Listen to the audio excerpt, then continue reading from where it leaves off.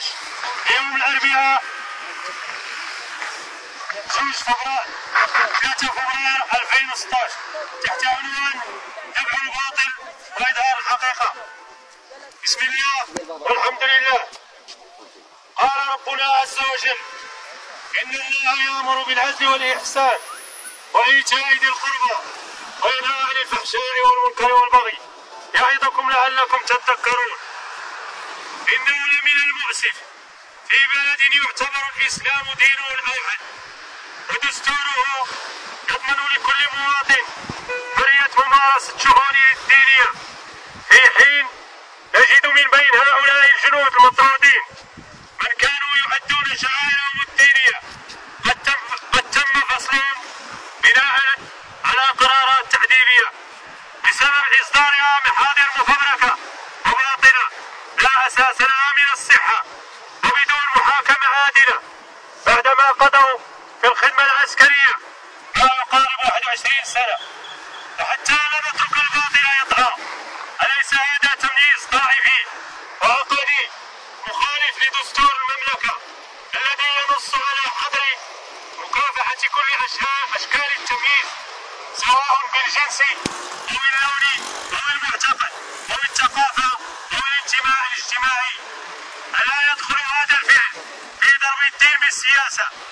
ألا يعتبر ضرب هذه الشريحة من الجنود والتي ضحت بالغالي والنفيس وهي في ريعان شبابها من أجل سلامة الوطن واستقراره، خصوصا الذين عايشوا ويلات الحرب في المناطق الصحراوية؟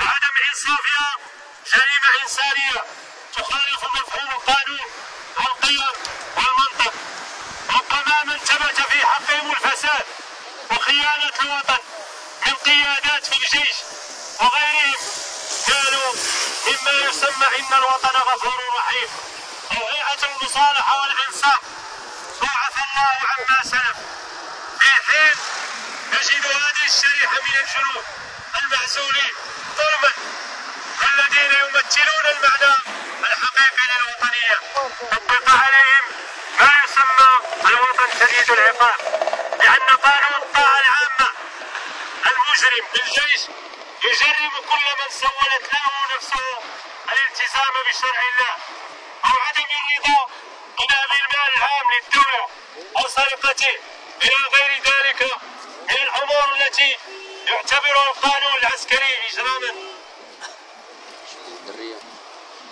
إن الصمت والخذلان والتنصل من المسؤولية لا يعتبر حلا مجديا للمشاكل المغربية.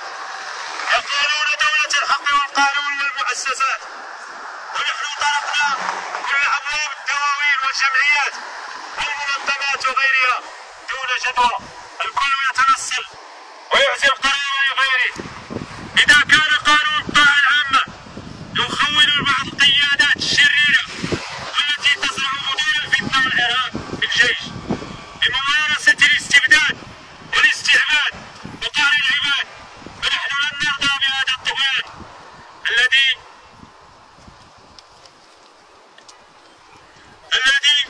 يتنافى مع كل الأعراف والقيم، كما نستنكر صنف الجهات المسؤولة وسياسة سلم الآذان، ونطالب بفتح تحقيق جدي ومدقق في ملامسة الطرد التعسفي من أجل إنصافنا واسترجاع حقوقنا كباقي الجنود.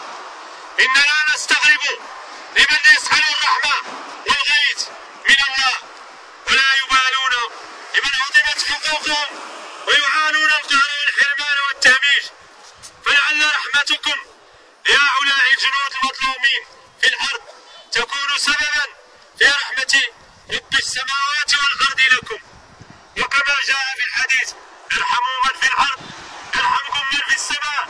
نسأل الله أن يوفق أمير البلاد لما يحبه ربنا ويرضاه، وأن يرزقه البطانة الصالحة التي تعينه على خدمة الإسلام والمسلمين والأمر بالمعروف والنهي عن المنكر، إنه ولي ذلك والقادر عليه. التنسيقية الوطنية للقدماء العسكريين والمحاربين الغير مستفيدين من الدولة. والسلام عليكم.